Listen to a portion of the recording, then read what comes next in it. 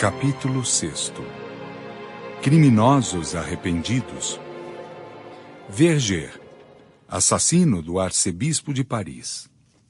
No dia 3 de janeiro de 1857, Monsenhor Ciboure, arcebispo de Paris, saindo da igreja de Saint-Étienne-du-Mont, foi ferido mortalmente por um jovem padre de nome Verger.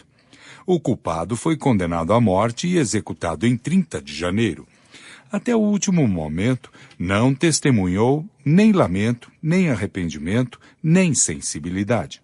Evocado no mesmo dia de sua execução, deu as respostas seguintes. 1. Evocação. Resposta. Estou ainda retido no meu corpo. 2. É que a vossa alma não está inteiramente desligada de vosso corpo? Resposta. Não, tenho medo, eu não sei. Esperai que eu me reconheça. Eu não estou morto, não é? 3. Arrependei-vos do que fizestes? Resposta. Errei em matar, mas fui empurrado pelo meu caráter, que não podia sofrer humilhações. Evocar-me-eis uma outra vez? 4. Por que já quereis ir? Resposta. Teria muito medo se o visse. Temeria que ele fizesse o mesmo comigo. 5. Mas nada tendes a temer, uma vez que a vossa alma está separada do vosso corpo. Afastai toda a inquietação, ela não é razoável. Resposta. Que quereis? Sempre sois senhor de vossas impressões? Não sei onde estou. Eu sou louco. 6. Tratai de vos tranquilizar. Resposta. Eu não posso, uma vez que sou louco. Esperai, vou fazer voltar toda a minha lucidez. 7. Se orardes, isso poderá vos ajudar a reunir as vossas ideias? Resposta. Eu temo, não ouso pedir. 8. Orai, grande é a misericórdia de Deus. Oraremos convosco. Resposta. Sim, a misericórdia de Deus é infinita, sempre o acreditei. 9. Agora, dai-vos melhor conta de vossa posição? Resposta. É tão extraordinária que não posso ainda dar-me conta. 10. Vedes a vossa vítima? Resposta. Parece-me ouvir uma voz parecida com a sua, e que me diz, eu não te quero mais, mas é um efeito da minha imaginação. Eu estou louco, vos digo, porque vejo o meu próprio corpo de um lado e a minha cabeça de outro, e, entretanto, parece-me que vivo, mas no espaço entre a terra e o que chamais céu. Sinto mesmo o frio de um cutelo saindo sobre o meu pescoço, mas é pelo medo que tenho de morrer. Parece-me que vejo quantidade de espíritos ao meu redor, mas olhando com compaixão. Eles conversam comigo, mas não os compreendo. 11. Entre esses espíritos, há algum cuja presença vos humilhe por causa de vosso crime? Resposta. Eu vos direi que não há senão um que temo, aquele que feri. 12. Lembrai-vos de vossas existências anteriores? Resposta. Não, estou no vago. Creio sonhar uma outra vez. É necessário que eu me reconheça. 13. 3 dias mais tarde. Reconhecei-vos melhor agora? Resposta. Sei agora que não sou mais desse mundo, e não lamento. Lamento o que fiz, mas o meu espírito está mais livre. Sei melhor que há uma série de existências que nos dão os conhecimentos úteis para nos tornarmos perfeitos, tanto quanto a criatura o possa. 14. Fostes punido pelo crime que cometestes? Resposta. Sim, lamento o que fiz e sofro por isso. 15. De que maneira fostes punido? Resposta. Dele sou punido, porque reconheço a minha falta e dela peço perdão a Deus. Sou punido pela consciência de minha falta de fé em Deus, e porque sei agora que não devemos cortar os dias de nossos irmãos.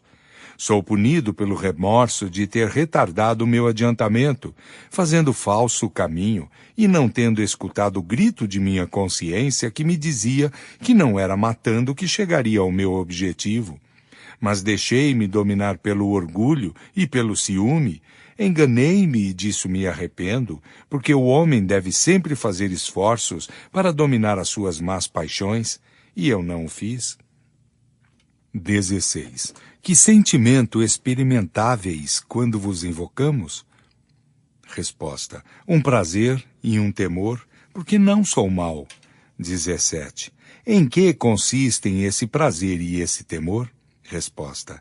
Um prazer de entreter-me com os homens e poder em parte reparar a minha falta confessando-a.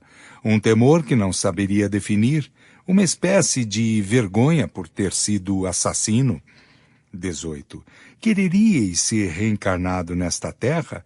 Resposta. Sim, eu o peço e desejo encontrar-me constantemente exposto a ser morto e disso ter medo. Monsenhor Cibur, sendo evocado, disse que perdoava ao seu assassino e orava para o seu retorno ao bem. Acrescentou que, embora presente, não se mostrou a ele para não aumentar o seu sofrimento. O medo de vê-lo, que era um sinal de remorso, já era um castigo. Pergunta. O homem que comete um assassínio sabe, em escolhendo a sua existência, que se tornaria assassino? Resposta. Não. Sabe-se que, escolhendo uma vida de luta, há chance para ele de matar um de seus semelhantes, mas ignora se o fará, porque quase sempre teve luta nele. A situação de Verger, no momento de sua morte, é a de quase todos aqueles que perecem de morte violenta. A separação da alma não se operando de maneira brusca, estão como aturdidos e não sabem se estão mortos ou vivos. A visão do arcebispo foi-lhe poupada porque não era necessária para nele excitar o remorso, ao passo que outros, ao contrário, são incessantemente perseguidos pelos olhares de suas vítimas. A enormidade de seu crime, Verger acrescentara não estar arrependido antes de morrer. Estava, pois, em todas as condições exigidas para incorrer na condenação eterna. Entretanto, apenas deixou a terra e o arrependimento penetrou-lhe a alma. Ele repudiou o seu passado e pediu sinceramente para repará-lo. Não foi o excesso de sofrimento que o empurrou, uma vez que não teve tempo para sofrer. Foi, pois, somente o grito de sua consciência que não escutou durante a sua vida e que escuta agora. Por que, pois, isso não lhe foi levado em conta? Porque a algumas horas de distância, o que o salvaria do inferno não o poderia mais? Por que Deus, que foi misericordioso antes da morte, seria sem piedade algumas horas mais tarde? Poder-se-ia admirar da rapidez da mudança que se opera, algumas vezes, nas ideias de um criminoso endurecido até o último momento, e naquele que a passagem para outra vida basta para fazê-lo compreender a iniquidade de sua conduta. Esse efeito está longe de ser geral. Sem isso não haveria maus espíritos. O arrependimento frequentemente é mais tardio e daí apenas se prolonga em consequência. A obstinação no mal durante a vida é, por vezes, uma consequência do orgulho que se recusa a dobrar e confessar os seus erros. Depois, o homem está sob a influência da matéria que lança um véu sobre as suas percepções espirituais e fascina-o. Esse véu tombado, uma luz súbita o aclara e ele se encontra como desiludido. O pronto retorno a melhores sentimentos é sempre um indício de um certo progresso moral cumprido que não pede senão uma circunstância favorável para se revelar, ao passo que aquele que persiste no mal mais ou menos por muito tempo depois da morte, incontestavelmente é um espírito mais atrasado, em quem um instinto material abafa o germe do bem e a quem são necessárias novas provas para se melhorar. Lemaire, condenado à pena de morte pelo Supremo Tribunal de Justiça Criminal do Aisne e executado em 31 de dezembro de 1857, evocado em 29 de janeiro de 1858. 1. Evocação. Resposta. Estou aqui. 2. Que sentimento experimentais a nossa visão? Resposta. A vergonha.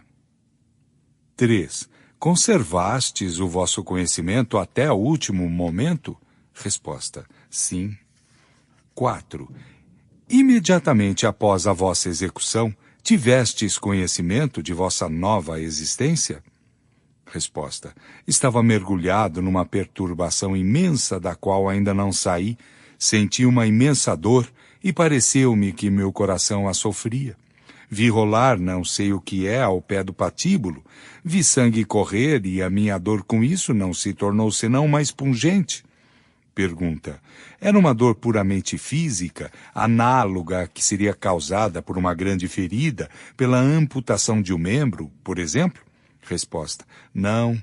Figurai-vos um remorso, uma grande dor moral. Pergunta. Quando começastes a sentir essa dor? Resposta. Desde que estou livre. 5. A dor física causada pelo suplício era sentida pelo corpo ou pelo espírito? Resposta. A dor moral estava no meu espírito. O corpo sentiu a dor física, mas o espírito, separado dela, se ressentia ainda. 6. Tivestes o vosso corpo mutilado? Resposta. Vi não sei que informe que parecia me terem tirado, entretanto ainda me senti inteiro, era eu mesmo. Pergunta. Que impressão essa visão produziu em vós? Resposta. Sentia muito a minha dor, estava perdido nela. 7. É verdade que o corpo vive ainda alguns instantes depois da decapitação e que o supliciado tem consciência de suas ideias? Resposta. O espírito se retira pouco a pouco. Quanto mais os laços da matéria o enlaçam, menos pronta é a separação. 8. Disse haver notado no rosto de certos supliciados a expressão da cólera e movimentos como se quisesse falar. É o efeito de uma contração nervosa ou de um ato de vontade? Resposta. A vontade, porque o espírito ainda não se retirou. 9. Qual foi o primeiro sentimento que experimentastes entrando na vossa nova existência? Resposta. Um sofrimento intolerável, uma espécie de remorso pungente do qual ignorava a causa. 10. Reuniste-vos a vossos cúmplices executados ao mesmo tempo que vós? Resposta. Para nossa infelicidade, a nossa visão é um suplício contínuo. Cada um de nós censura ao outro o seu crime. 11. Reencontrastes as vossas vítimas? Resposta. Eu as vejo, elas são felizes, seu olhar me persegue. Sinto que mergulha até o fundo de meu ser. Em vão querer fugir-lhe. Pergunta. Que sentimento experimentais à sua visão? Resposta. A vergonha e o remorso. Eu as elevei com as minhas próprias mãos e as odeio ainda? Pergunta. Que sentem elas à vossa visão? Resposta. A piedade. 12. Elas têm ódio e sentimento de vingança? Resposta. Não, seus votos chamam sobre mim a expiação. Não saberíeis sentir que horrível suplício é tudo dever a quem se odeia. 13. Lamentai-vos a vida terrestre? Resposta. Não lamento senão os meus crimes. Se o fato estivesse ainda em minhas mãos, eu não sucumbiria mais. 14.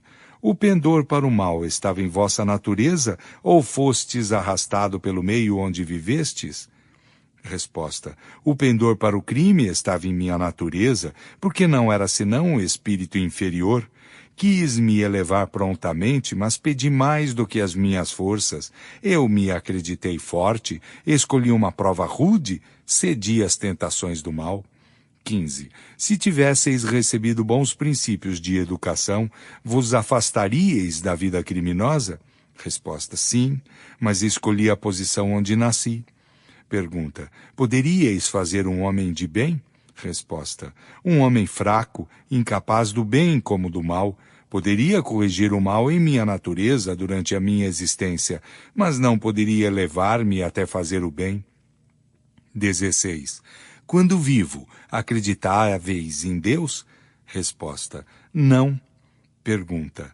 Disse, todavia, que no momento de morrer vos arrependestes. É verdade? Resposta. Acreditei em um Deus vingativo. Tinha medo de sua justiça. Pergunta. Nesse momento, o vosso arrependimento é mais sincero? Ai de mim, vejo o que fiz. Pergunta: que pensais de Deus agora? Resposta: eu o sinto e não o compreendo. 17. Achais justo o castigo que vos foi infligido na terra? Resposta: sim. 18. Esperais obter o perdão de vossos crimes? Resposta: eu não sei. Pergunta: como esperais resgatá-los? Resposta: por novas provas, mas parece-me que a eternidade está entre elas e mim. 19. Onde estais agora? Resposta: estou no meu sofrimento. Pergunta: perguntamo-vos em que lugar estais? Resposta: junto do médium. 20. Uma vez que estais aqui, se vos pudéssemos ver, sob qual forma apareceríeis? Resposta: sob a minha forma corpórea, a cabeça separada do tronco. Pergunta: poderíeis nos aparecer? Resposta: não, deixai-me. 21. Quereríeis nos dizer como vos evadistes da prisão de Monte Didier? Resposta: não sei mais. O meu sofrimento é tão grande que não tenho senão a lembrança de meu crime. Deixai-me. 22. Poderíamos dar algum alívio aos vossos sofrimentos? Resposta: fazei votos para que a expiação chegue. Benoist, Bordeaux, março de 1862. Um espírito se apresentou espontaneamente ao médium sob o nome de Benoist e disse ter morrido em 1704 e suportado horríveis sofrimentos. 1. Que éreis quando vivo? Resposta: monges sem fé. 2. A falta de crença foi a vossa única falta? Resposta: basta para arrastar os outros. 3. Podeis nos dar alguns detalhes sobre a vossa vida? A sinceridade da vossa confissão ser-vos-á contada. Resposta: sem fortuna e preguiçoso, eu escolhi as ordens não por vocação, mas para ter uma posição. Inteligente, fiz para mim um lugar. Influente, abusei do poder. Vicioso, arrastei para as desordens aqueles que eu tinha missão de salvar. Duro, persegui aqueles que tinham a coragem de censurar os meus excessos. Os impazzi encheram-se com as minhas solicitudes. A fome torturou muitas vítimas. Seus gritos frequentemente eram extintos com a violência. Desde então, expio e sofro todas as torturas do inferno. As minhas vítimas atiçam o fogo que me devora. A luxúria e a fome, insaciadas, me perseguem. A sede irrita os meus lábios ardentes sem jamais aí deixar cair uma gota refrescante. Todos os elementos se obstinam contra mim. Orai por mim. 4. As preces que são feitas para os que morrem vos devem ser atribuídas como aos outros? Resposta: credes que elas sejam bem edificantes? Elas têm para mim o valor daquelas que eu simulava fazer. Não cumpri as minhas tarefas, delas não encontro o salário. 5. Nunca vos arrependestes? Resposta: há muito tempo, mas não veio senão depois do sofrimento. Como fui surdo aos gritos de vítimas inocentes, o mestre é surdo aos meus gritos. Justiça. 6. Reconheceis a justiça do Senhor, confiai-vos à sua bondade e rogai para que vos ajude. Resposta: os demônios uivam mais alto do que eu, os gritos se afogam na minha garganta, eles enchem a minha boca com um breu fervente. Eu o fiz grande. O espírito não pôde escrever a palavra Deus. 7.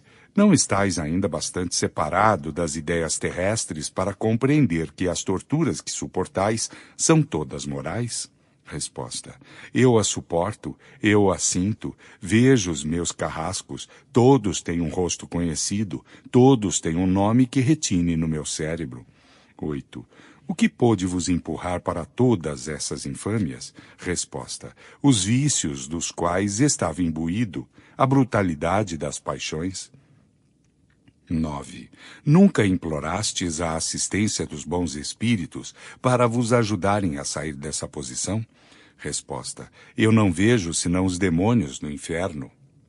10. Deles tinhais medo quando vivo? Resposta: não, nada. O nada era a minha fé. Os prazeres a todo preço eram meu culto. Divindades do inferno não me abandonaram. Eu consagrei-lhes a minha vida. Elas não me deixaram mais.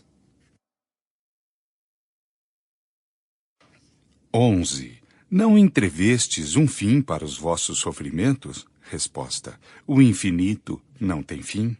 12. Deus é infinito em sua misericórdia. Tudo pode ter um fim quando Ele o quer. Resposta. Se eu pudesse querer. 13. Por que vieste vos inscrever aqui? Resposta.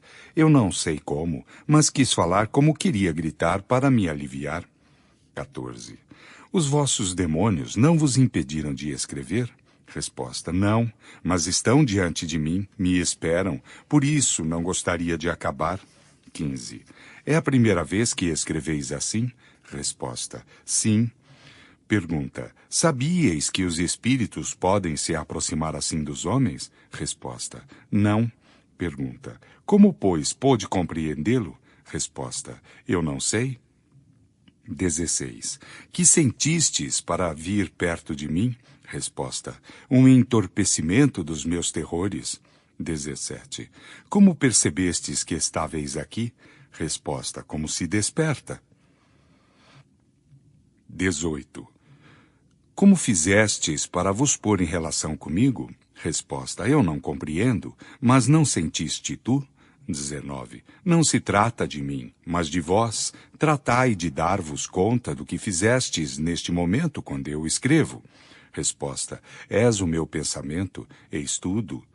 20. Não tivestes a vontade de me fazer escrever? Resposta. Não, sou eu quem escreve. Tu pensas por mim? 21. Tratai de vos dar conta, os bons espíritos que vos cercam nisso vos ajudarão. Resposta. Não, os anjos não vêm para esse inferno. Tu não estás só? Pergunta. Vede ao vosso redor. Resposta. Sinto que me ajudam a pensar em ti. Tua mão me obedece. Eu não toco em ti e eu te tomo. Não compreendo? 22. Pedi a assistência de vossos protetores. Iremos orar juntos? Resposta. Queres me deixar? Fique comigo. Eles vão me retomar. Peço-te isso. Fica. 23. Eu não posso permanecer por muito tempo. Retornai todos os dias. Oraremos juntos e os bons espíritos vos ajudarão. Resposta. Sim, quero a minha graça. Pedi por mim. E eu não posso. O guia do médium. Coragem, meu filho, ser-te-á concedido o que pedes, mas a expiação ainda está longe de terminar. As atrocidades que cometeste são sem nome e sem número, e és tanto mais culpado porque tinhas a inteligência, a instrução e a luz para te guiar. Faliste, pois, com conhecimento de causa. Também os teus sofrimentos são terríveis, mas com o socorro da prece eles se abrandarão, porque verás o fim possível e a esperança te sustentará. Deus te vê no caminho do arrependimento. Ele deu a graça de poderes te comunicar, a fim de que sejas encorajado e sustentado. Pensa, pois, frequentemente nele. Deixamo-lo contigo para fortificar-se nas boas resoluções que poderás tomar com a ajuda de teus conselhos. Ao arrependimento sucederá nele o desejo da reparação. Será então que ele mesmo pedirá uma nova existência sobre a terra para praticar o bem no lugar do mal que fez. E quando Deus estiver satisfeito com ele e vê-lo bem fortalecido, fá-lo-á entrever as divinas claridades que o conduzirão ao porto da salvação e recebê-lo-á em seu seio como filho pródigo. Tem confiança, nós te ajudaremos a cumprir tua obra. Paulin. Colocamos este espírito entre os criminosos, se bem que não tenha sido atingido pela justiça humana, porque o crime consiste nos atos e não no castigo infligido pelos homens. Ocorre o mesmo com o seguinte. O espírito de Castelnaudary. Numa pequena casa, perto de Castelnaudary, ocorreram ruídos estranhos e diversas manifestações que a fizeram considerar assombrada por algum mau gênio. Por esse fato, ela foi exorcizada em 1848, sem resultado. O proprietário, o Sr. D., reticências. Querendo habitá-la, aí morreu subitamente, alguns anos depois. Seu filho, que quis habitá-la, em seguida recebeu um dia, entrando em seu quarto, um violento tapa dado por mão desconhecida. Como estava perfeitamente só, não pôde duvidar que lhe veio de uma fonte oculta, e foi por isso que resolveu deixá-la definitivamente. Há no lugar uma tradição segundo a qual um grande crime fora cometido nessa casa. O espírito que deu o tapa, tendo sido evocado na Sociedade de Paris, em 1859, manifestou-se por sinais de violência. Todos os esforços para acalmá-lo foram improdutivos. São Luís, interrogado a esse respeito, respondeu: é um espírito da pior espécie, um verdadeiro monstro. Fizemo-lo vir, mas não pudemos constrangê-lo a escrever. Apesar de tudo que lhe foi dito, tem o seu livre-arbítrio. Dele, o infeliz fez um triste uso. Pergunta: este espírito é suscetível de melhorar-se? Resposta: por que não? Não são todos estes como os outros? Entretanto, é necessário esperar encontrar dificuldade, mas, por perverso que seja, o mal retribuído com o bem acabará por tocá-lo. Que se ore primeiro e que seja evocado em um mês, podereis julgar a mudança que nele se operará. O espírito evocado de novo mais tarde mostrou-se mais tratável, depois pouco a pouco submisso e arrependido. Das explicações fornecidas por ele e por outros espíritos, resultou que em 1608 habitava essa casa onde assassinou seu irmão por suspeita de ciumenta rivalidade, ferindo-lhe a garganta enquanto dormia, e alguns anos depois, aquela de quem fizera sua mulher depois da morte de seu irmão. Morreu em 1659 com a idade de 80 anos, sem ser perseguido por essas mortes, às quais se davam pouca atenção nesses tempos de confusão. Depois de sua morte, não cessou de procurar fazer o mal e provocou vários acidentes causados nessa casa. Um médium vidente, que assistiu à primeira evocação, viu-o no momento em que se quis fazê-la escrever. Sacudia fortemente o braço do médium. Seu aspecto era aterrorizante. Vestia uma camisa coberta de sangue e tinha um punhal. 1. Pergunta a São Luís: quereis nos descrever o gênero de suplício desse espírito? Resposta: é atroz para ele. Foi condenado a morar na casa onde o crime foi cometido, sem poder dirigir o seu pensamento para outra coisa que não seja esse crime, sempre diante de seus olhos, e se crê condenado a essa tortura pela eternidade. Constantemente, ele se vê no momento em que cometeu o seu crime. Toda outra lembrança lhe foi retirada, e toda comunicação com outro espírito proibida. Ele não pode, sobre a terra, ficar senão nesta casa, e se estiver no espaço, estará nas trevas e na solidão. 2. Haveria um meio de desalojá-lo dessa casa, e qual seria? Resposta: querendo-se desembaraçar-se de obsessões de semelhantes espíritos, isso é fácil orando por eles, é o que se negligencia sempre fazê-lo. Prefere-se atemorizá-los por fórmulas de exorcismo que os divertem muito. 3. Dando às pessoas interessadas a ideia de orar por ele, e nós mesmos, orando por ele, o faríamos mudar-se? Resposta: sim, mas notai que eu disse, orai, e não fazer orar. 4. Eis 2 séculos que ele está nessa situação. Aprecie esse tempo como se fosse vivo. Quer dizer, o tempo lhe parece tão longo ou menos longo como se fora vivente? Resposta: parece-lhe mais longo. O sono não existe para ele. 5. Foi-nos dito que para os espíritos o tempo não existe e que para eles um século é um ponto na eternidade. Não ocorre, pois, o mesmo para todos? Resposta: não, certamente. Assim não é senão para os espíritos chegados a um grau muito elevado de adiantamento. Mas para os espíritos inferiores, algumas vezes o tempo é bem longo, sobretudo quando sofrem. 6. De onde veio esse espírito antes de sua encarnação? Resposta: teve uma existência entre as populações mais ferozes e mais selvagens, e precedentemente veio de um planeta inferior à Terra. 7. Esse espírito está punido bem severamente pelo crime que cometeu. Se viveu entre os povos bárbaros, deve ter cometido atos não menos atrozes do que o último. Por isso foi punido do mesmo modo?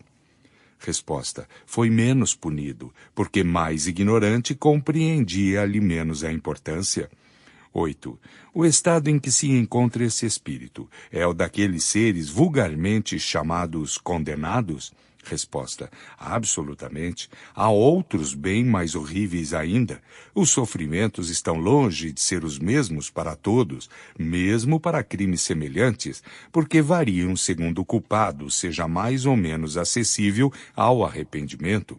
Para este, a casa onde cometeu seu crime é ao seu inferno. Outros o carregam consigo pelas paixões que os atormentam e que não podem satisfazer. 9. Este espírito, apesar de sua inferioridade, sente os bons efeitos da prece. Vimos a mesma coisa para outros espíritos igualmente perversos e da mais bruta natureza. Como ocorre que espíritos mais esclarecidos, de uma inteligência mais desenvolvida, mostrem uma ausência completa de bons sentimentos, que se riem de tudo o que é de mais sagrado? Em uma palavra, que nada os toca e que não haja neles nenhuma trégua em seu cinismo? Resposta: a prece não tem efeito senão em favor do espírito que se arrepende. Aquele que, impelido pelo orgulho, se revolta contra Deus e persiste em seus desvios, exagerando-os ainda, como fazem os espíritos infelizes, sobre estes a prece nada pode, e nada poderá senão no dia em que um clarão de arrependimento se manifestar neles. A ineficácia da prece, para eles, é ainda um castigo, ela só alivia os não inteiramente endurecidos. 10. Quando se vê um espírito inacessível aos bons efeitos da prece, é isto uma razão para se abster de orar por eles? Resposta: não, sem dúvida, porque cedo ou tarde poderá triunfar de seu endurecimento e fazer germinar nele os pensamentos salutares. Ocorre o mesmo com certos doentes, sobre os quais os remédios não atuam senão depois de muito tempo. O efeito não é apreciável no momento. Sobre outros, ao contrário, operam prontamente, penetrando-se nesta verdade de que todos os espíritos são perfectíveis e que nenhum está eterna e fatalmente votado ao mal. Compreende-se que cedo ou tarde a prece terá o seu efeito, e aquela que parece ineficaz à primeira vista não deposita nele menos germes salutares que predispõem o espírito ao bem, se ela não o tocar imediatamente. Seria, pois, um erro desencorajar-se porque não se triunfa logo em seguida. 11. Se esse espírito se reencarnasse, em qual categoria de indivíduo se encontraria? Resposta: isso dependerá dele e do arrependimento que sentir. Várias conversas com esse espírito introduziram nele uma notável mudança no estado moral. Eis algumas de suas respostas. 12. Ao espírito: por que não escrevestes a primeira vez que vos chamamos? Resposta: eu não o queria. Pergunta: por que não o queríeis? Resposta: ignorância e embrutecimento. 13. Podeis, pois, deixar agora, quando quereis, a casa de Castelnaudary? Resposta: se mo permite, porque aproveito os vossos bons conselhos. Pergunta: com isso sentis alívio? Resposta: começo a esperar. 14. Se pudéssemos vos ver, sob qual aparência vos veríamos? Resposta: ver-me-íeis em camisa, sem punhal. Pergunta: por que não teríeis mais o vosso punhal? Que fizeste dele? Resposta: eu o maldigo. Deus poupa-me a sua visão. 15. Se o senhor D, filho, aquele que recebeu tapa, retornasse à casa, lhe faríeis mal? Resposta: não, porque estou arrependido. Pergunta: e se quisesse ainda vos desafiar? Resposta: oh, não peça isso. Não poderia dominar-me. Isso estaria acima de minhas forças, porque não sou senão um miserável. 16. Entrevedes o fim de vossas penas? Resposta: oh, não ainda. É muito mais do que mereço saber. Graças à vossa intercessão, elas não durarão sempre. 17. Quereis nos descrever a situação que estáveis antes que vos chamássemos pela primeira vez? Compreendeis que perguntamos isso para ter um meio de vos ser útil, e não por um motivo de curiosidade. Resposta: eu vos disse, não tinha consciência de nada do mundo, senão do meu crime, e não podia deixar a casa onde o cometi, senão para me elevar no espaço, onde tudo era solidão e obscuridade. Não poderia vos dar uma ideia do que é, e disso nada compreendi. Desde que me elevava acima do ar, era noite, era vazio, não sei o que isso era. Hoje sinto muito mais remorsos e não estou mais constrangido a permanecer nessa casa fatal. É-me permitido errar sobre a terra e procurar esclarecer-me pelas minhas observações. Mas então não compreendo senão melhor a enormidade de meus crimes, e se sofro menos de um lado, as minhas torturas aumentam de outro, pelo remorso, mas ao menos tenho a esperança. 18. Se devesseis retomar uma existência corpórea, qual escolheríeis? Resposta: ainda não ouvi bastante, e bastante refleti para sabê-lo. 19. Durante o vosso longo isolamento, e pode-se dizer o vosso cativeiro, tivestes remorsos? Resposta: nem o menor. E foi por isso que sofri por tão longo tempo. Foi somente quando comecei a senti-los que foram provocadas com o meu desconhecimento as circunstâncias que conduziram à minha evocação, a qual devo o começo da minha libertação. Obrigado, pois, a vós, que tivestes piedade de mim e me esclarecestes. Vimos, com efeito, avaros sofrerem a visão do ouro, que para eles se tornava uma verdadeira quimera, orgulhosos atormentados pelo ciúme de honras que viam dar, e que não se dirigiam a eles, homens que comandaram sobre a terra, humilhados pelo poder invisível que os constrangiam a obedecer, e pela visão de seus subordinados que não se curvavam mais diante deles. Os ateus sofrerem das angústias, das incertezas, encontrarem-se num isolamento absoluto no meio da imensidão, sem encontrar nenhum ser que pudesse esclarecê-los. No mundo dos espíritos, há alegrias para todas as virtudes, e apenas para todas as faltas, e aquelas que a lei dos homens não atinge, são sempre atingidas pela lei de Deus. Além disso, há-se notar que as mesmas faltas, embora cometidas em condições idênticas, são punidas por castigos algumas vezes muito diferentes, segundo o grau de adiantamento intelectual do espírito. Aos espíritos mais atrasados e de uma natureza bruta, como aquele de que se trata aqui, são infligidas penas de alguma sorte mais materiais que morais, ao passo que, ao contrário, para aqueles cuja inteligência e sensibilidade são mais desenvolvidas. Aos primeiros são necessários castigos apropriados à rudeza de sua casca, para fazê-los compreender os desagrados de sua posição e inspirar-lhes o desejo de sair dela. Assim é que somente a vergonha, por exemplo, que não faria senão pouco ou nenhuma impressão sobre eles, seria intolerável para outros. Nesse Código Penal divino, a sabedoria, a bondade e a previdência de Deus por suas criaturas se revelam até nas pequeninas coisas. Tudo é proporcional, tudo está combinado com uma admirável solicitude para facilitar aos culpados os meios de se reabilitarem, e lhes são levados em conta as menores boas aspirações da alma.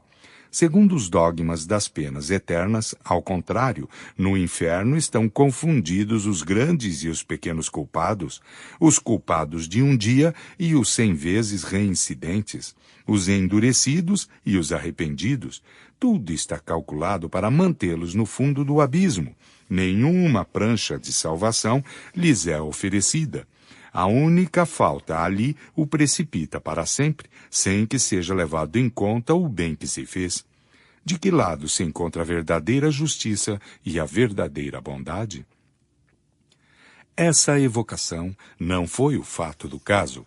Como deveria ser útil a esse infeliz, os espíritos que velam por ele, vendo que ele começava a compreender a enormidade de seus crimes, julgaram que era chegado o momento de dar-lhe um socorro eficaz, e foi então que conduziram as circunstâncias propícias. É um fato que vimos se produzir muitas vezes. Pergunta-se a esse respeito, o que se tornaria ele se não for evocado e o que é de todos os espíritos sofredores que não podem sê-lo, ou aos quais não se pensa? A isso foi respondido que os caminhos de Deus para a salvação de suas criaturas são inumeráveis. A evocação é o meio de assisti-los, mas certamente não é o único, e Deus não deixa ninguém no esquecimento. Aliás, as preces coletivas devem ter sobre os espíritos acessíveis ao arrependimento a sua parte de influência. Deus não poderia subordinar a sorte dos espíritos sofredores aos conhecimentos e à boa vontade dos homens. Desde que estes puderam estabelecer relações regulares com o mundo invisível, um dos primeiros resultados do Espiritismo foi ensinar-lhes os serviços que, com a ajuda dessas relações, podem dar aos irmãos desencarnados. Deus quis, por esse meio, provar-lhes a solidariedade que existe entre todos os seres do universo e dar uma lei da natureza por base ao princípio da fraternidade. Abrindo esse campo novo ao exercício da caridade, mostra-lhes o lado verdadeiramente útil e sério das evocações, até então desviadas do seu fim providencial pela ignorância e pela superstição. Os espíritos sofredores, portanto, em nenhuma época tiveram falta de socorro, e se as evocações lhes abrem um meio caminho de salvação, os encarnados com isso ganham, talvez mais ainda, naquilo que são, para eles, novas ocasiões de fazerem o bem, instruindo-se sobre o verdadeiro estado da vida futura. Jacques Latour, assassino condenado pelo Tribunal de Justiça de Foix, executado em setembro de 1864. Numa reunião espírita de 7 a 8 pessoas que ocorreu em Bruxelas em 13 de setembro de 1864, a qual assistíamos, uma senhora médium foi rogada a escrever. Nenhuma evocação especial sendo feita, ela traçou com uma agitação extraordinária e em caracteres muito grossos, e depois de violentamente ter riscado o papel, estas palavras: "Eu me arrependo. Eu me arrependo. Latour." Surpresos com esta comunicação inesperada, que ninguém provocara, porque ninguém pensava nesse infeliz, cuja maioria mesmo dos assistentes lhe ignorava a morte, dirigiu-se ao espírito algumas palavras de comiseração e de encorajamento, depois se lhe fez esta pergunta: "Que motivo vos levou a vir entre nós, antes que alhures, uma vez que não vos chamamos?" O médium, que é também médium falante, respondeu de viva voz, aspas, "Vi que sois almas compadecentes e que tendes piedade de mim, ao passo que outros me evocam mais por curiosidade que por verdadeira caridade, ou então se afastam de mim com horror." Fecha aspas. Então começou uma cena indescritível que não durou menos que meia hora. O médium, juntando à palavra os gestos e a expressão da fisionomia, é evidente que o espírito se identificou com a sua pessoa. Às vezes, seus acenos de desespero são tão dilacerantes, pinta suas angústias e os seus sofrimentos com um tom tão doloroso, as suas súplicas são tão veementes, que todos os assistentes com isso estão profundamente emocionados.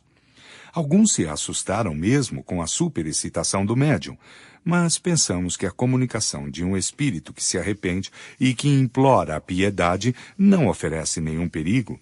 Se ele tomou os órgãos do médium, foi para melhor pintar a sua situação e interessar mais a sua sorte, mas não como os espíritos obsessores e possessivos, em vista de se apossar dele para dominá-lo.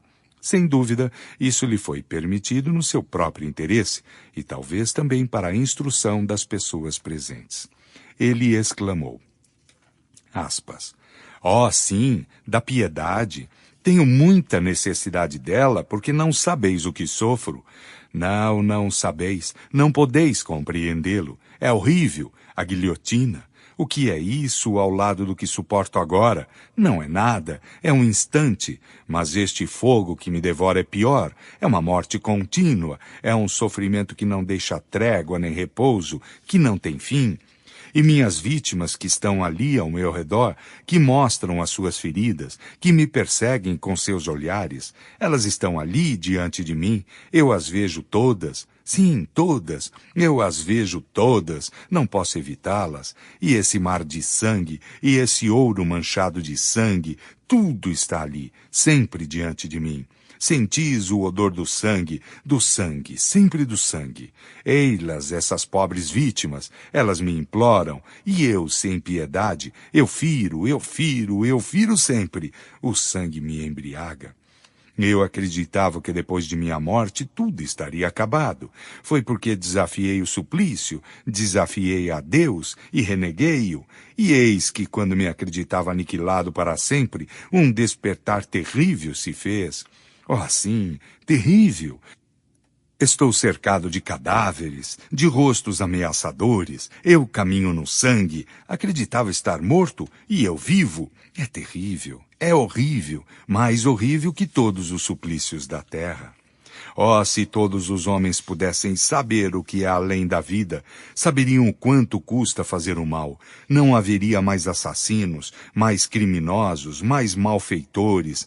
Eu gostaria que todos os assassinos pudessem ver o que vejo e o que suporto.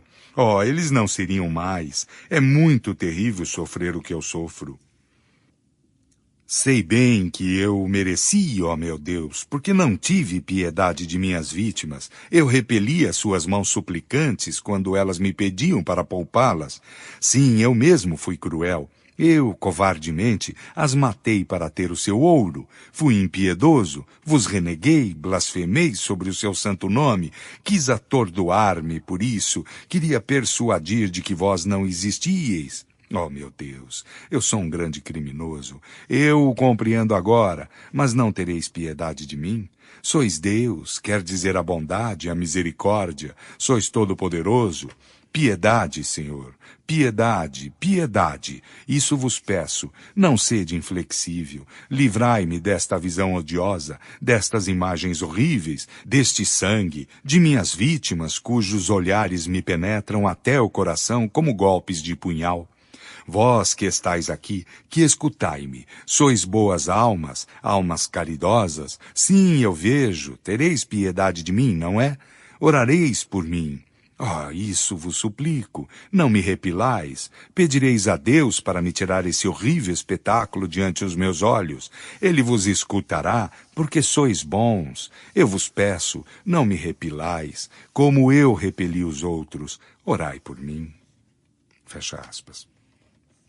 Os assistentes, tocados pelos seus lamentos, dirigiram-lhe palavras de encorajamento e de consolação. Deus, se lhe disse, não é inflexível. O que ele pede ao culpado é um arrependimento sincero e reparar o mal que fez. Uma vez que o vosso coração não é endurecido e lhe pedis perdão de vossos crimes, estenderá sobre vós a sua misericórdia.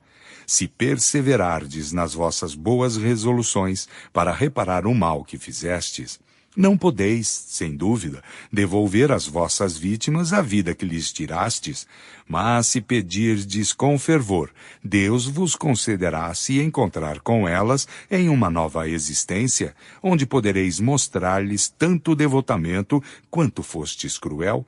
E quando ele julgar a reparação suficiente, reentrareis na graça junto dele. A duração de vosso castigo está, assim, em vossas mãos. Depende de vós abreviá-la. Prometemos vos ajudar com as nossas preces e pedir sobre vós a assistência dos bons espíritos. Diremos, em vossa intenção, a prece contida em O Evangelho segundo o Espiritismo, para os espíritos sofredores e arrependidos. Não diremos aquela para os maus espíritos, porque desde que vos arrependestes, que implorais a Deus e renunciais a fazer o mal, não sois mais aos nossos olhos que um espírito infeliz e não mau?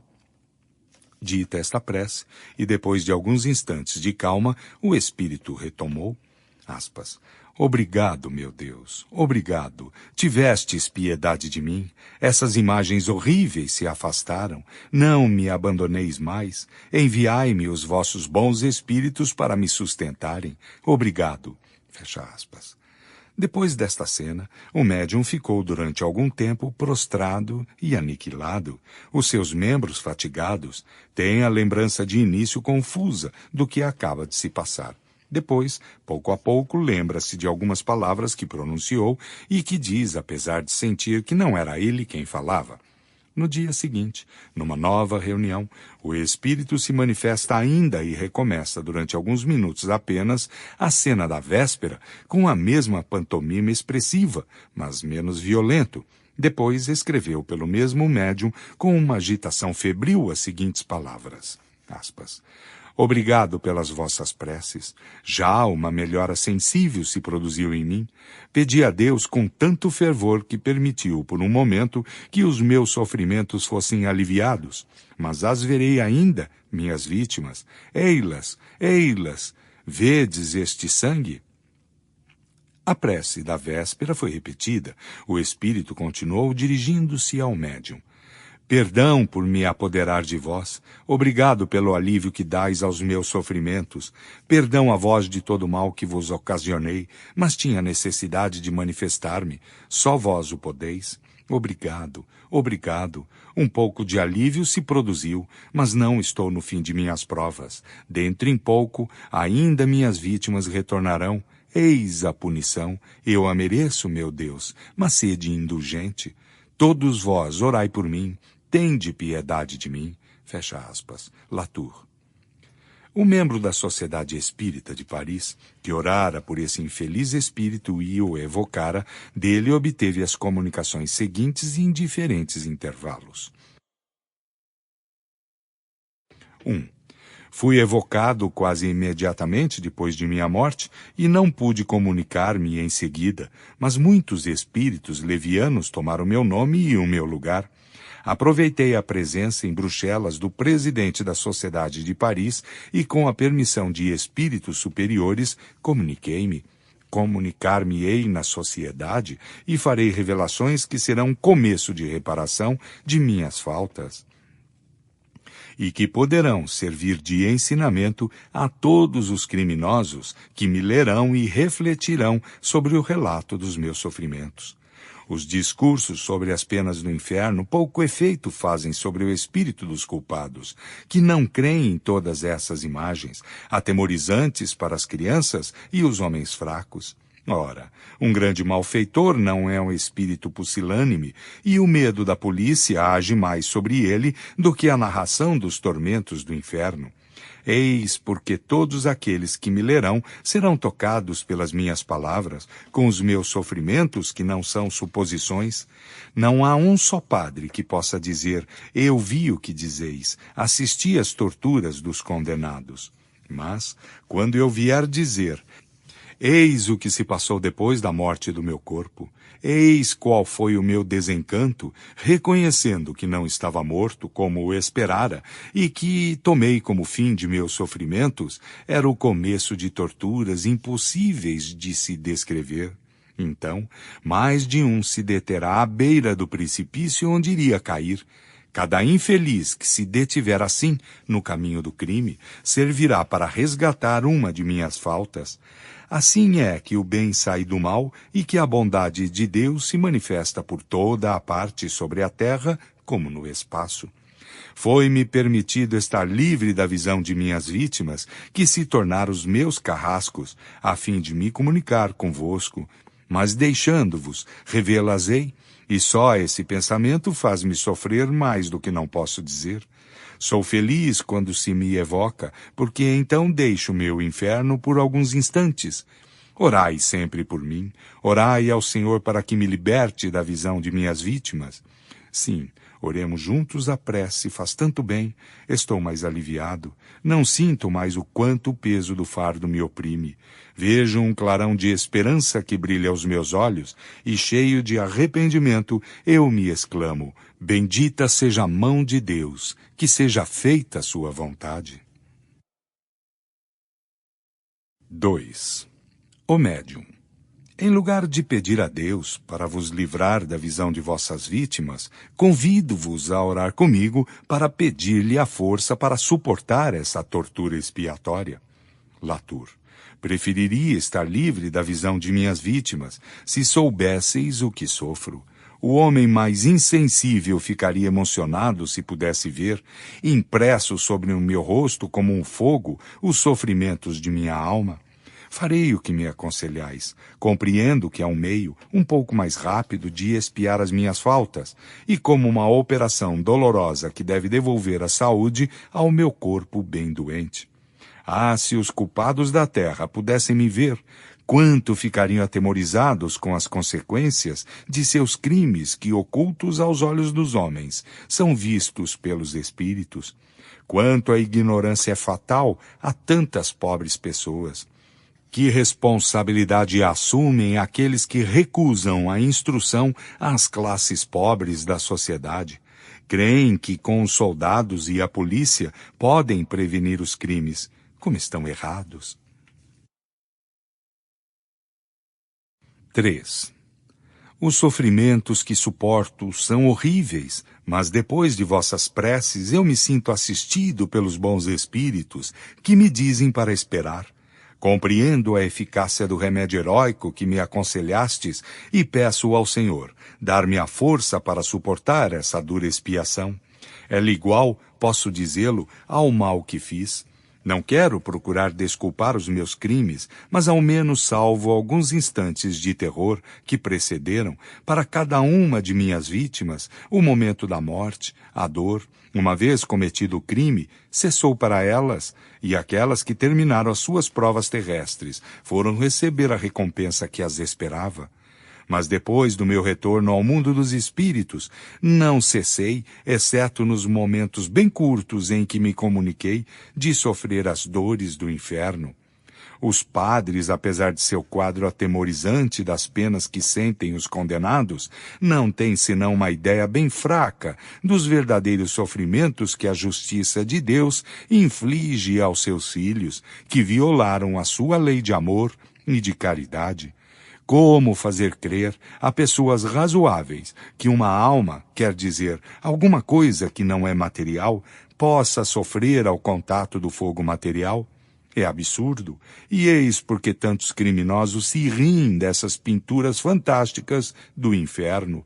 Mas não ocorre o mesmo com a dor moral que o condenado suporta depois da morte física. Orai por mim, para que o desespero não se apodere de mim. 4. Eu vos agradeço pelo objetivo que me fizestes entrever, objetivo glorioso, ao qual sei que chegarei quando estiver purificado. Sofro muito e, entretanto, parece-me que os meus sofrimentos diminuem. Não posso acreditar que no mundo dos espíritos a dor diminua porque se habitua com ela, pouco a pouco. Não. Compreendo que as vossas boas preces aumentaram as minhas forças, e se as minhas dores são as mesmas, minha força sendo maior, sofro menos. Meu pensamento se transfere para minha última existência, sobre as faltas que evitaria se soubesse orar. Hoje, compreendo a eficácia da prece, compreendo a força dessas mulheres honestas e piedosas, fracas segundo a carne, mas fortes pela fé. Compreendo esse mistério que os pseudo-sábios da terra não compreendem. Prece. Só esta palavra excita a risada dos espíritos fortes. Eu os espero no mundo, e quando o véu lhes oculta a verdade se rasgar para eles, a seu turno virão se prosternar aos pés do Eterno, que desconheceram, e ficarão felizes em se humilharem para se isentarem de seus pecados e de seus crimes. Compreenderão a virtude da prece. Orar é amar é orar. Então eles amarão o Senhor e lhe dirigirão as suas preces de amor e de reconhecimento, e regenerados pelo sofrimento, porque deverão sofrer, pedirão como eu para ter a força de expiar e de sofrer. E quando terão cessado de sofrer, orarão para agradecer ao Senhor pelo perdão que mereceram por sua submissão e resignação. Oremos, irmãos, para me fortificar mais. Obrigado, irmão, pela tua caridade, porque estou perdoado. Deus me livrou da visão de minhas vítimas. Meu Deus, sedes bendito durante a eternidade pela graça que me concedeis.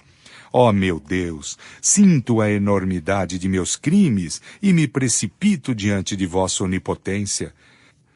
Senhor, eu vos amo de todo o meu coração e vos peço a graça de permitir-me, quando a vossa vontade me enviar sobre a terra para sofrer novas provas, de para ali ir, missionário da paz e da caridade, e ensinar as crianças a pronunciar o vosso nome com respeito. Peço-vos poder ensiná-las a vos amar, a vós, o Pai de todas as criaturas. Obrigado, meu Deus. Sou um espírito arrependido e meu arrependimento é sincero. Eu vos amo tanto quanto meu coração tão impuro possa compreender esse sentimento, pura emanação de vossa divindade. Irmão, oremos porque meu coração transborda de reconhecimento. Eu estou livre, quebrei os meus ferros, não sou mais um condenado, sou um espírito sofredor, mas arrependido, e gostaria que o meu exemplo pudesse deter, no limiar do crime, todas essas mãos criminosas que vejo prestes a se levantarem. Detei-vos, irmãos, detei-vos, porque as torturas que vos preparais serão atrozes. Não credes que o Senhor se deixará sempre, tão prontamente, dobrar-se pela prece de seus filhos? São séculos de tortura que vos esperam. O guia do médium. Dizes que não compreendes as palavras do Espírito. Dá-te conta de tua emoção e de teu reconhecimento ao Senhor. Ele não crê poder melhor exprimi-lo e testemunhá-lo que tentando deter todos esses criminosos que ele vê e que não podes ver. Ele quereria que as suas palavras chegassem a eles, e o que não te disse, porque eu ignoro ainda, é que lhe será permitido começar missões reparadoras. Irá junto de seus cúmplices procurar inspirar-lhes o arrependimento e a introduzir em seus corações o germe do remorso. Algumas vezes, vêm-se sobre a terra pessoas tidas como honestas virem aos pés de um padre acusar-se de um crime. É o remorso que lhes dita a confissão de suas faltas. E se o véu que te separa do mundo invisível se erguesse, verias frequentemente um espírito que foi o cúmplice ou o instigador de um crime vir, como o fará Jacques Latour, procurar reparar a sua falta, inspirando remorso ao espírito encarnado. Teu guia protetor. O médium de Bruxelas, que recebera a primeira manifestação de Latour, mais tarde recebeu a comunicação seguinte. Aspas. Nada mais temais de mim, estou mais tranquilo, mas sofro ainda, não obstante. Deus teve piedade de mim porque viu o meu arrependimento. Agora sofro por esse arrependimento que me mostra a enormidade de minhas faltas. Se eu fora bem guiado na vida, não faria todo o mal que fiz, mas os meus instintos não foram reprimidos e lhes obedeci, não tendo nenhum freio. Se todos os homens pensassem antes em Deus, ou pelo menos se todos os homens nele crescem, semelhantes crimes não se cometeriam mais. Mas a justiça dos homens é mal concebida. Por uma falta algumas vezes leve, um homem é fechado numa prisão, que sempre é um lugar de perdição e de perversão. Dali sai completamente perdido pelos maus conselhos e os maus exemplos que auriu. Se, entretanto, a sua natureza é bastante boa e bastante forte para resistir a um mau exemplo, saindo da prisão, todas as portas estão fechadas, todas as mãos se retiram diante dele, todos os corações honestos o repelem. Que lhe resta?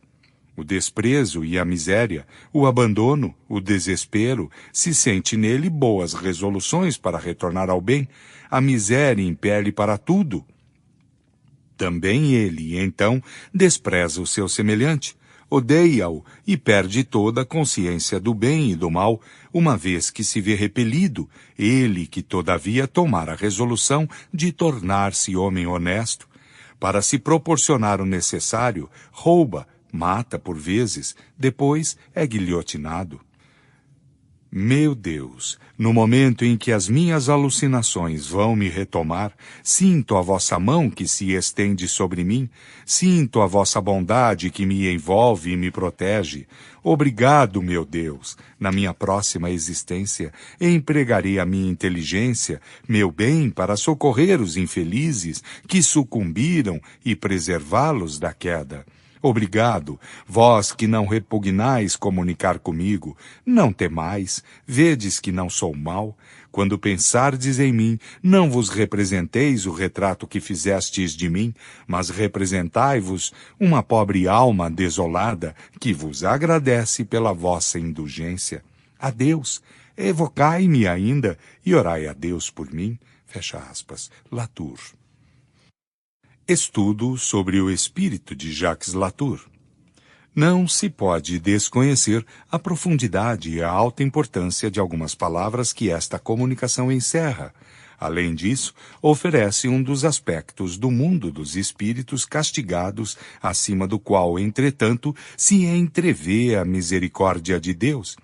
A alegoria mitológica das Eumênides não é tão ridícula quanto se o crê, e os demônios, carrascos oficiais do mundo invisível, que a substituem na crença moderna, são menos racionais. Com seus cornos e seus forcados, do que essas vítimas servindo elas mesmas para o castigo dos culpados. Admitindo-se a identidade do espírito, admirar-se-á talvez por uma mudança tão rápida no seu estado moral. Foi assim que fizemos notar, numa outra ocasião, que há frequentemente mais recursos num espírito brutamente mau do que naquele que é dominado pelo orgulho, ou que esconde os seus vícios sob o manto da hipocrisia. Esse pronto retorno a melhores sentimentos indica uma natureza mais selvagem que perversa, a qual não falta senão uma boa direção. Comparando a sua linguagem com a de outro criminoso mencionado adiante, sob o título de Castigo pela Luz, é fácil ver qual dos dois é o mais avançado moralmente, apesar da diferença de sua instrução e de sua posição social. Um obedecia a um instinto natural de ferocidade, a uma espécie de superexcitação, ao passo que o outro punha na perpetração de seus crimes a calma e o sangue frio de uma lenta e perseverante combinação, e depois de sua morte afrontava ainda o castigo por orgulho. Ele sofre, mas não quer nisso convir. O outro foi domado imediatamente. Pode-se assim prever qual dos dois sofrerá por mais tempo. Aspas. Eu sofro, diz o espírito de Latour, desse arrependimento que me mostra a enormidade de minhas faltas. Fecha aspas. Há aí um pensamento profundo. O espírito não compreende realmente a gravidade de seus delitos, senão quando se arrepende. O arrependimento traz o remorso, sentimento doloroso que é a transição do mal ao bem, da doença moral à saúde moral. É para disso escapar que os espíritos perversos se obstinam contra a voz de sua consciência, como esses doentes que recusam o remédio que deve curá-los, procuram se iludir, se atordoar, persistindo no mal. Latour chegou a esse período em que o endurecimento acaba por ceder, o remorso entrou em seu coração, o arrependimento o seguiu, compreende a extensão do mal que fez, vê a sua abjeção e sofre com ela. Eis porque disse, eu sofro desse arrependimento. Em sua precedente existência, deve ter sido pior do que nesta, porque se tivesse se arrependido como fez hoje, sua vida seria melhor. As resoluções que tomou agora influirão sobre a sua vida terrestre futura. A que acabou de deixar, por criminosa que seja, marcou-lhe uma etapa de progresso. É mais que provável que antes de começá-la era na erraticidade um desses maus espíritos rebeldes, obstinado no mal, como se vê em tantos. Muitas pessoas perguntaram que proveito se pode tirar das existências passadas, uma vez que não se lembram nem do que foram, nem do que fizeram. Essa questão é completamente resolvida pelo fato de que, se o mal que cometemos está apagado e se dele não resta nenhum traço no nosso coração, a sua lembrança seria inútil, uma vez que não temos com que nos preocupar. Quanto àqueles dos quais não estamos inteiramente corrigidos, conhecemo-los pelas nossas tendências atuais. Sobre estas é que devemos levar toda a nossa atenção. Basta saber o que somos, sem que seja necessário saber o que fomos. Quando se considera a dificuldade durante a vida da reabilitação do culpado, o mais arrependido, a reprovação da qual é objeto, deve-se bendizer a Deus por lançar um véu sobre o passado. Se Latour fora condenado a tempo e se tivesse pago, seus antecedentes fariam-no rejeitado da sociedade. Quem quereria, apesar de seu arrependimento, admiti-lo em sua intimidade? Os sentimentos que ele manifesta hoje, como espírito, nos dão a esperança de que, em sua próxima existência terrestre, será um homem honesto, estimado e considerado. Mas suponde que se saiba quem foi Latour. A reprovação persegui-lo-ia ainda. O véu lançado sobre o seu passado abre-lhe a porta da reabilitação. Poderá sentar-se sem temor e sem vergonha entre as pessoas mais honestas. Quantos há que gostariam a todo preço apagar de sua memória de homens certos anos de sua existência? Que se encontre uma doutrina que se concilie melhor que esta com a justiça e a bondade de Deus. De resto, esta doutrina não é uma teoria, mas um resultado de observações. Não foram os espíritas que a imaginaram. Eles viram e observaram as diferentes situações nas quais se apresentavam os espíritos, procuraram explicá-las, e dessa explicação saiu a doutrina. Se a aceitaram foi porque ela resultou de fatos e pareceu-lhes mais racional que todas aquelas emitidas até este dia sobre o futuro da alma. Não se pode recusar a estas comunicações um alto ensinamento moral. O espírito deve mesmo ter sido ajudado em suas reflexões, sobretudo na escolha de suas expressões, por espíritos mais avançados.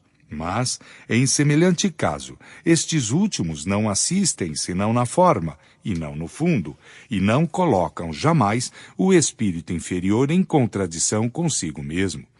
Puderam poetizar em Latour a forma do arrependimento, mas não lhe teriam feito exprimir o arrependimento contra a sua vontade, porque o espírito tem o seu livre-arbítrio. Eles viam nele o germe dos bons sentimentos. Por isso, ajudaram-na a expressar-se e por aí contribuíram para desenvolvê-los, ao mesmo tempo que chamaram sobre ele a comiseração. Que há de mais comovente, de mais moral, de natureza a impressionar mais vivamente que o quadro deste grande criminoso arrependido, exalando o seu desespero e os seus remorsos, que no meio de suas torturas, perseguido pelo olhar incessante de suas vítimas, eleva o seu pensamento a Deus para implorar a sua misericórdia? Não é um salutar exemplo para os culpados? Compreende-se a natureza de suas angústias. Elas são racionais, terríveis, embora simples e sem encenação fantasmagórica.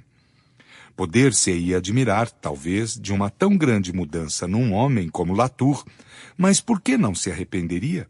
Por que não haveria nele uma corda sensível, vibrante? O culpado seria, pois, para sempre votado ao mal? Não chega um momento em que a luz se faz em sua alma? Esse momento chegara para Latour. Está precisamente aí o lado moral de suas comunicações. É a inteligência que ele tem da sua situação. São os seus lamentos, seus projetos de reparação que são eminentemente instrutivos. que se acharia de extraordinário em que se arrependesse sinceramente antes de morrer, que dissesse antes o que disse depois? Disso não se tem numerosos exemplos. Um retorno ao bem, antes de sua morte, passaria aos olhos da maioria de seus semelhantes por fraqueza. A sua voz de além-túmulo é a revelação do futuro que os espera.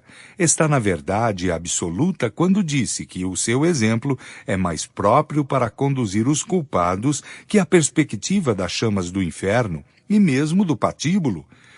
Por que, pois, não as daria nas prisões? Isso ali faria refletir mais de um, assim como disso já temos vários exemplos. Mas como crer na eficácia das palavras de um morto, quando se crê em si mesmo que quando se está morto tudo acabou? Um dia, entretanto, virá em que se reconhecerá esta verdade, que os mortos podem vir instruir os vivos. Há várias outras instruções importantes para se tirar de suas comunicações. Primeiro, a confirmação desse princípio de eterna justiça, que o arrependimento não basta para colocar o culpado na classe dos eleitos. O arrependimento é o primeiro passo para a reabilitação que chama misericórdia de Deus. É o prelúdio do perdão e o encurtamento dos sofrimentos. Mas Deus não absolve sem condição. É necessária a expiação e, sobretudo, a reparação. É o que Latour compreende e para o que se prepara. Em segundo lugar, comparando-se este criminoso ao de Castelnaudary, acha-se uma grande diferença no castigo que lhes é infligido. Neste último, o arrependimento foi tardio e, por consequência, a pena mais longa. Essa pena, por outro lado, foi quase material, ao passo que em Latour o sofrimento é mais moral. É que, como dissemos mais acima, num a inteligência era bem menos desenvolvida que no outro. É necessário alguma coisa que possa atingir os seus sentidos obtusos. Mas as penas morais não são menos pungentes para aquele que chegou ao grau requerido para compreendê-las. Não se pode julgá-la pelas queixas que Latour exala. Não é a cólera, é a expressão dos remorsos, logo seguida do arrependimento e do desejo de reparar, a fim de avançar.